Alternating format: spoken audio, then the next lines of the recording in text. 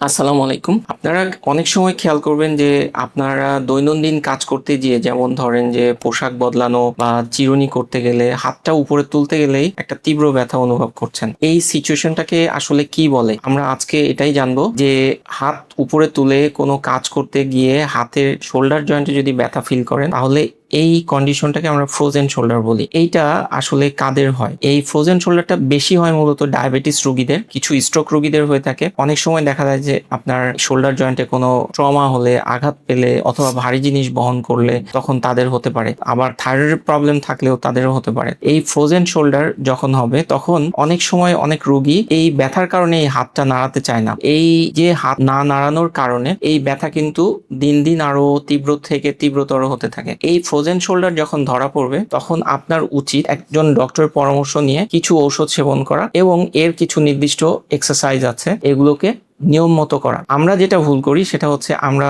ওষুধটাকে খাই কিন্তু ব্যায়ামের ব্যাপারে অনেক উদাসীন থাকি, ফলে আমাদের ফ্রোজেন শোল্ডারটা কিন্তু সহজে ভালো হয় না। তো আমরা চেষ্টা করব নিয়মিত আগে ব্যায়াম করা, সাথে কিছু ঔষধ সেবন করা ব্যথা কমানোর জন্য। আরেকটা জিনিস খেয়াল রাখতে হবে, ফ্রোজেন শোল্ডার কিন্তু খুব দ্রুত ভালো হয় না, আস্তে আস্তে ভালো হয়। এই জন্য আপনার কিন্তু এই ফ্রোজেন শোল্ডারের ট্রিটমেন্টের জন্য ব্যায়াম চালিয়ে যেতে হবে এবং এখানে ধৈর্য হারা হলে হবে না।